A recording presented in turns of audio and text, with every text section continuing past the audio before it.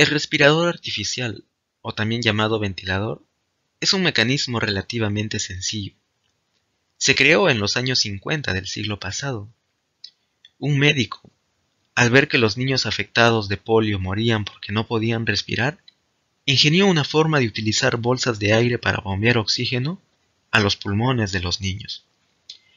Esto les evitaba la muerte, hasta que la enfermera dejaba de bombear. Y la solución a este problema técnico fue acoplar una bomba mecánica a la bolsa de aire. Esto es, pues, en esencia un respirador. Pronto hubo respiradores en todos los hospitales, que salvaron la vida a muchas personas. Algunos de estos pacientes solo necesitaban una ayuda temporal para poder respirar y pronto recuperaban su salud. Sin embargo, a otros pacientes, el respirador les aportó un beneficio mucho más dudoso. Ellos seguían vivos y sus corazones continuaban latiendo, pero estaban inconscientes y parecía que iban a seguir de ese modo. ¿Durante cuánto tiempo podría continuar esto? ¿Semanas, meses o años? ¿Con nuevas máquinas capaces de bombear aire a los pulmones? Indefinidamente, no parecía haber un límite. Estaban conscientes de manera indefinida en este tipo de casos. En realidad, a los pacientes les daba igual porque no experienciaban nada, no tenían conciencia. Para la familia, sin embargo, el respirador prolongaba la agonía, como en los dos casos que ya vimos, ¿no? El de Marion Plough y el de Rudy Linares, ¿no? Al desconectar del respirador a su hijo Samuel. Si la persona que querían ya no podría recuperar nunca la conciencia, ésta se había ido para siempre. La utilización de respiradores en pacientes que habían perdido la conciencia de forma irreversible también se estaba convirtiendo en un problema para los jefes de las unidades de cuidados intensivos. Empezaron a tener pesadillas con salas llenas de pacientes irreversiblemente inconscientes, en las que cada uno de ellos necesitaba no solo un respirador y una cama, sino también una asistencia médica especializada.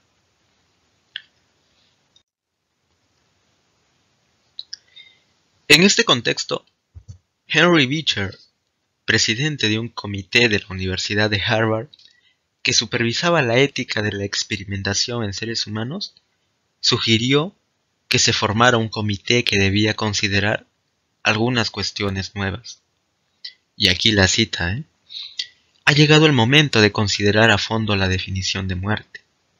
Todos los grandes hospitales están repletos de pacientes que esperan donantes idóneos. Y entonces se creó ese comité. Fue conocido como el Comité de Harvard sobre la muerte cerebral, sobre la determinación de la muerte cerebral. En 1968, este comité publicó su informe en la revista de la Asociación Médica Americana. El informe empezaba con una exposición extraordinariamente clara de lo que estaba haciendo el comité y de por qué era necesario hacerlo. Nuestro principal objetivo es definir el coma irreversible como un nuevo criterio de muerte. Hay dos razones por las que es necesario una nueva definición. Los avances en los métodos de resucitación y mantenimiento de la vida han dado como resultado esfuerzos cada vez mayores por salvar a aquellos que sufren lesiones graves. A veces estos esfuerzos solo tienen un éxito parcial y el resultado es un individuo cuyo corazón continúa latiendo, pero cuyo cerebro está irreversiblemente dañado. La carga que supone para los pacientes que sufren una pérdida permanente del intelecto, de la conciencia, para sus familiares, para los hospitales y para aquellos que necesitan las camas hospitalarias que ocupan en estos pacientes en coma, es muy grande. Es muy grande la carga. Además, otro punto es que los criterios obsoletos para definir la muerte pueden causar controversia a la hora de conseguir órganos para trasplantes. Entonces, El comité decía, con insólita franqueza, que era necesaria una nueva definición de muerte, porque los pacientes en coma irreversible suponían una carga, no solo para sí mismos, aunque este suene un poco absurdo, pues al no haber conciencia no hay intereses ni cargas. Pero concedamos eso, ¿no? Digamos que es una carga no solo para sí mismos, sino también para sus familias, los hospitales y los pacientes que esperan una cama. El comité también habló de la pérdida permanente del intelecto e incluso hicieron la siguiente sugerencia. La sugerencia de que la opinión médica responsable que se prepare para adoptar nuevos criterios, que se debe preparar para adoptar nuevos criterios a la hora de declarar que se ha producido la muerte en un individuo en coma irreversible como resultado de una lesión cerebral permanente. La lesión permanente de las partes del cerebro responsables de la conciencia puede conducir a un estado que se conoce como estado vegetativo persistente. En estas personas, el tronco encefálico y el sistema nervioso central siguen funcionando, pero se ha perdido la conciencia de manera irreversible. Bien, esta nueva definición de muerte de una persona basada en la pérdida irreversible del funcionamiento cerebral tuvo una gran aceptación. Estados Unidos contó con esta definición legal de muerte y pronto la mayoría de los países redefinieron la muerte en términos similares. Ciertamente, muy pocas personas querrían que se las mantuviera conectadas a un respirador si existiera la certeza de que nunca iban a recuperar la conciencia, ¿no? Personalmente yo no quisiera eso. Esto también supone una carga para la familia y para los hospitales, como ya hemos visto. En síntesis, pues, se aceptó que la muerte se produce cuando se pierden completa e irreversiblemente las funciones de todo el cerebro. Y hay que resaltar esto de aquí, de todo el cerebro, porque va a ser muy importante después. Entonces, en resumen, la definición de muerte desde el punto de vista de la muerte cerebral se aceptó con mucha facilidad porque no perjudicaba a los pacientes en estado de muerte cerebral y beneficiaba a todos los demás.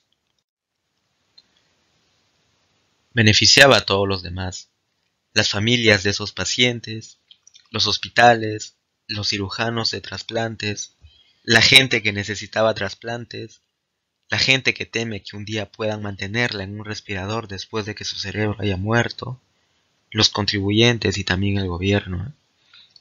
Los ciudadanos en general comprendieron que si se ha destruido el cerebro, no se puede recobrar la conciencia, y no hay razón para mantener con vida el cuerpo, pues lo que más valoramos de una persona es su conciencia, su personalidad. Si se destruye nuestro cerebro y seguimos viviendo como un organismo, solo porque nos conectan a una máquina que reemplaza las funciones de nuestro cerebro, pero no nos devuelve jamás la conciencia, consideraríamos que nuestra vida se ha acabado. Definir a estas personas como muertas era una forma práctica de resolver los problemas, de suprimir el tratamiento. Incluso los católicos y el movimiento pro vida vieron algunas ventajas morales en esta redefinición de la muerte. Esto parecía ser uno de los logros más firmes de la bioética. Entonces les hago la pregunta crucial: ¿están de acuerdo con este planteamiento? Reflexionen un poco sobre ello. Bien, ahora continuando. Lamentablemente, hay razones por las que esta comprensión de la muerte cerebral no es estable, no es moralmente sostenible. Y una vez más, los avances en los conocimientos y tecnología en la medicina son las fuerzas motrices para objetar a esta definición de la muerte de todo el cerebro. Veamos. La respuesta sencilla es que la anterior definición da lugar a casos en donde los cerebros de algunos pacientes aún pueden cumplir ciertas funciones, pero jamás van a poder recuperar la conciencia. Estos pacientes podrían estar conectados a respiradores, incluso años. Voy a desarrollar más esta idea. Recordemos que la muerte cerebral se define generalmente como un cese irreversible de todas las funciones del cerebro. Según esta definición, los médicos utilizan una serie de pruebas para comprobar que todas las funciones hayan cesado irreversiblemente. Sin embargo, cuando los médicos buscaban métodos de tratar a los pacientes con muerte cerebral para que sus órganos puedan conservarse durante algún tiempo, se hizo evidente que incluso cuando las pruebas habituales mostraban que se había producido la muerte cerebral, algunas funciones cerebrales continuaban. Antes se pensaba que el cerebro se ocupaba principalmente del procesamiento de información a través de los sentidos y del sistema nervioso. Pero el cerebro también tiene otras funciones. Una de ellas es proporcionar diferentes hormonas que ayudan a regular las funciones corporales. Ahora se sabe que los cerebros de muchos pacientes, que según pruebas corrientes sufren de muerte cerebral, siguen suministrando algunas hormonas. Además, cuando los pacientes en estado de muerte cerebral están a cuerpo abierto, para extraerles los órganos, pueden aumentar su presión sanguínea y acelerarse el latido del corazón.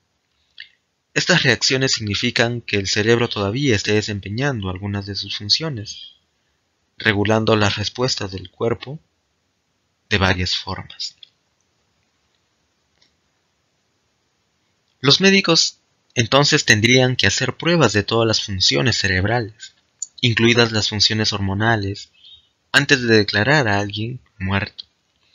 Esto supondría que a algunas personas a las que ahora se declararía en estado de muerte cerebral, se las consideraría vivas, y por lo tanto, se las tendría que continuar manteniendo en un respirador, con un coste importante, tanto desde el punto de vista económico como desde el punto de vista del sufrimiento de la familia. Como realizar las pruebas tiene un costo económico y es muy laborioso, sería necesario seguir manteniendo durante el periodo que durasen estas, incluso aunque al final los resultados mostraran que el organismo no tenía ninguna función hormonal. Pero ninguna persona a la que se mantuviera en un respirador para hacerle las pruebas del funcionamiento hormonal del cerebro recuperaría alguna vez la conciencia. Este es el punto importante.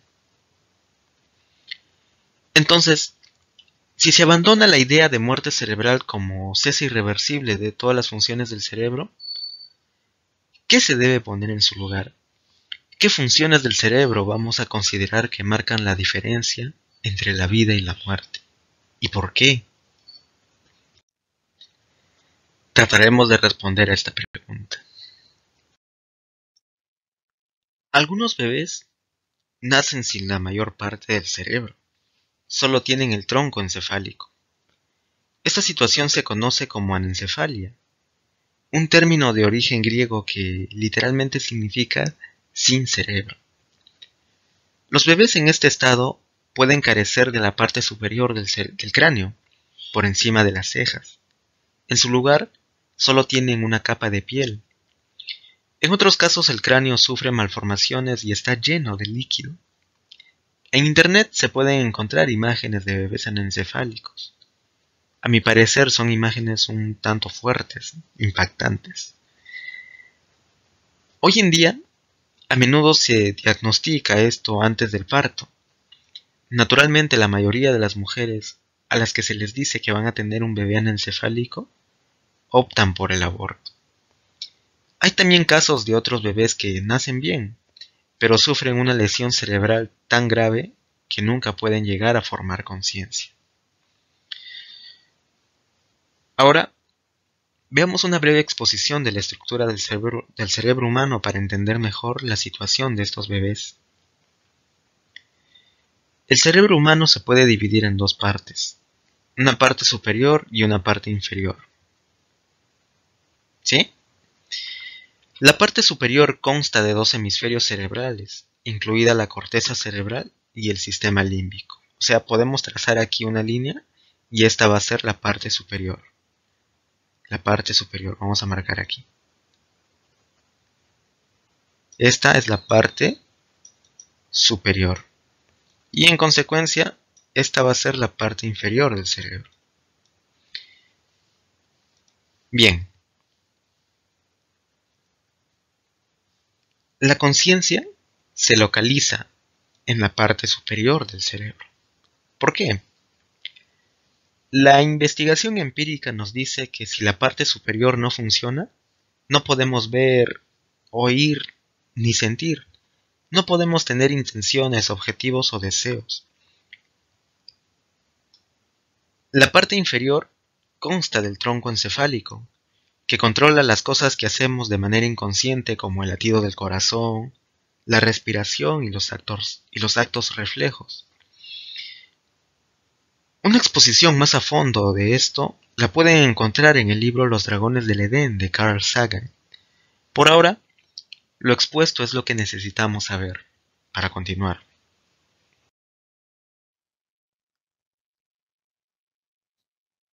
Si la parte superior está destruida, pero el tronco encefálico sigue intacto, pueden haber respiración, latidos del corazón y actos reflejos, como ya hemos visto, pero sin la más mínima conciencia. Se puede describir a un ser humano en este estado como en coma irreversible. También puede decirse que su estado es de muerte cortical, pues la corteza cerebral ha muerto, cortical de corteza. Ni el niño anencefálico ni el niño con muerte cortical estarán nunca conscientes. Sin embargo, se les puede mantener con vida durante algún tiempo, meses o incluso años, si se les proporcionan cuidados intensivos. El niño con muerte cortical no padece muerte cerebral porque la definición jurídica de muerte cerebral exige que todo el cerebro haya dejado de funcionar y en estos bebés el tronco encefálico sigue funcionando. En estos casos, pues, muchas veces el tronco encefálico funciona bastante bien como para que el bebé respire, incluso sin ayuda del respirador. Tanto los niños anencefálicos como los niños con muerte cortical pueden mover sus miembros, pueden toser, estornudar, llorar e incluso parece que sonríen. Todo ello, sin embargo, sin estar conscientes en ningún momento. Ahora presentemos el dilema del Dr. Chan, director de la Unidad de Cuidados Intensivos del Real Hospital Infantil de Australia de aquel entonces. En un congreso, describió cómo tenía dos niños de pacientes en el hospital, uno normal, con problemas del corazón próximo a la muerte, y otro totalmente sano, a excepción de que su corteza cerebral estaba muerta. Al tener los dos niños en el mismo grupo sanguíneo, el Dr. Chan se propuso el poder trasplantar el corazón del niño con muerte cortical al niño con problemas del corazón. Pero jurídicamente hacer esto era ilegal, y la situación habría sido la misma en todo el mundo. Aunque para Chan el niño con muerte cortical estaba muerto, para la legislación no lo estaba, por lo que no podía donar su corazón. Entonces, no había nada que Chan pudiera hacer. El niño con la corteza cerebral muerta no padecía jurídicamente muerte cerebral, pues recuerden que este criterio exigía la muerte de todo el cerebro, y en consecuencia no se le podía considerar como donante de órgano. No se pudo encontrar ningún otro corazón para el niño que padecía la enfermedad cardíaca, y al cabo de poco tiempo, ambos niños murieron. El niño con muerte cortical, pero que estaba sano, tenía las funciones vitales normal, y el niño que no tenía muerte cortical, sino que el único problema que tenía era problemas cardíacos. Una historia lamentable, ¿no?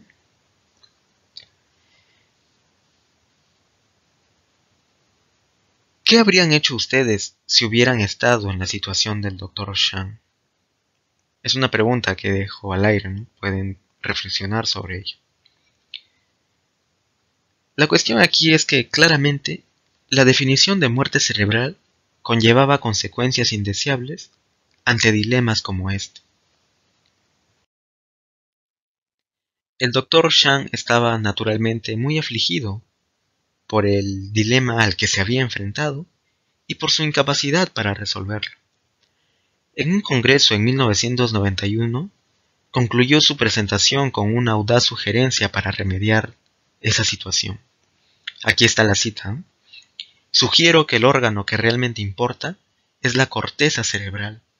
Si la corteza está muerta, existe una pérdida permanente de la conciencia y no puede haber una persona, ni una personalidad, aunque el organismo pueda estar vivo, con el corazón latiendo e incluso movimientos respiratorios. Si la corteza cerebral está muerta, la persona está muerta. Entonces, sugiere que debería ser legal utilizar los órganos del cuerpo de la persona muerta para hacer trasplantes. Muchos médicos apoyaban la idea de Shang, argumentando que la muerte es un proceso y que la ciencia médica no puede descubrir el momento en que se dice que se produce la muerte, sino que más bien lo debe elegir. Así pues, ¿qué momento deberíamos elegir? La opción era esa. La muerte es la pérdida irreversible de la capacidad de conciencia. Aunque la definición de muerte en términos de muerte de todo el cerebro fue un paso importante que se apartaba de la tradición, Shang y los médicos que lo apoyaban estaban animando a las personas a dar otro paso más.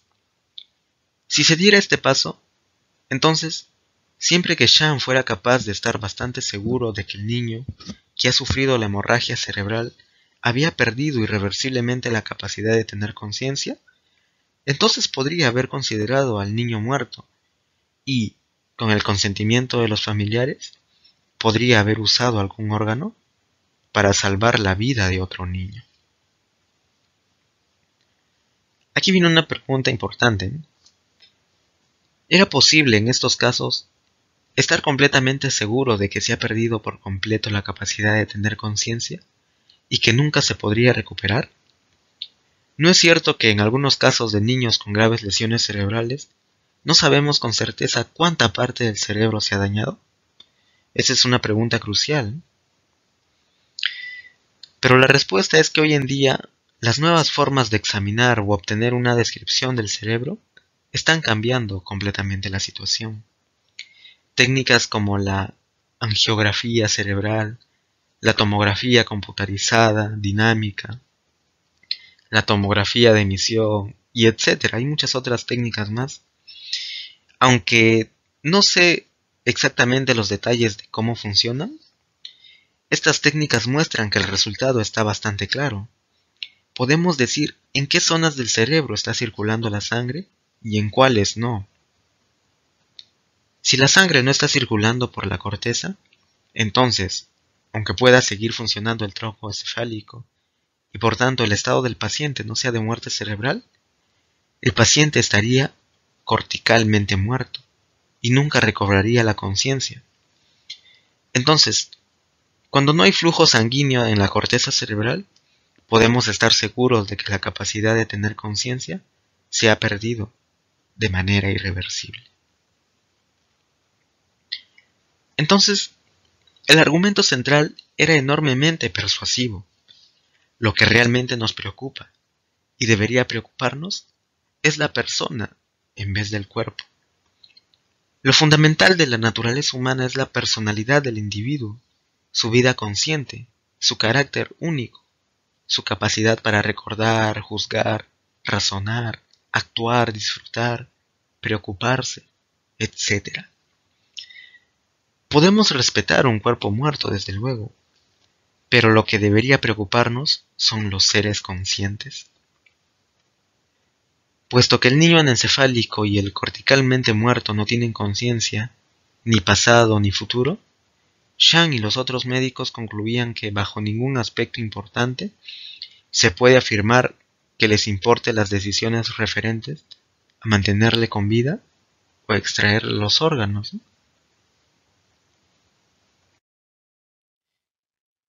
Esta idea se manifiesta en lo que sucedió con el famoso caso de Nancy Cruzan. En 1983, A los 24 años, Nancy sufrió un accidente con su auto. Perdió el control y salió eyectada del vehículo. Los paramédicos la encontraron sin signos vitales, por lo que la reanimaron y la estabilizaron. Luego de 2 semanas de permanecer inconsciente, fue diagnosticada con muerte cortical, ya que producto de la privación prolongada de oxígeno, su cerebro sufrió daños irreversibles. Ella permanecía en cuidados intensivos con un tubo de alimentación. Nancy llevaba 8 años inconscientes y sus tutores intentaban conseguir una orden judicial para retirar el tubo de alimentación a fin de que pudiera morir. Aquí hay una foto, pues, de sus padres con Nancy. 8 años, sin la esperanza de recuperar la conciencia, pero mantenida con vida mediante el uso de la tecnología médica. He aquí la opinión del juez sobre este caso. En lo que se refiere a pacientes como Nancy Cruzan, que no tiene conciencia ni la posibilidad de recobrarla, hay un serio problema sobre si la mera persistencia de sus cuerpos es vida, tal y como se entiende comúnmente esta palabra. Un caso muy problemático, es un dilema. La idea de una vida no se concibe por separado de la idea de una persona viva. Es lo que está diciendo en palabras sencillas el juez aquí. Lo que este juez sugería era que la ley podría considerar que una persona que ha perdido irreversiblemente la conciencia ya no está viva. Nunca hubo una razón realmente buena para considerar la muerte de todo el cerebro, y solo de todo el cerebro, como un indicio de muerte. Pues da pie a casos donde pacientes permanecen conectados a un respirador por años sin la posibilidad de recuperar alguna vez la conciencia, como ya hemos visto. Pero, como ya hemos visto también, a pesar de la muerte cortical, los pacientes podrían seguir respirando. ¿Por qué enterrarlos mientras aún respiran? Es la pregunta crucial. Lo que se sugiere aquí es que sea lícito extraer los órganos de los niños anencefálicos y pacientes con muerte cortical. Por supuesto, sí, solo si los tutores dan su consentimiento. Entonces, ¿están de acuerdo hasta ahora con la argumentación expuesta? ¿Están de acuerdo con esta última sugerencia? ¿Hay alguna observación hasta ahora?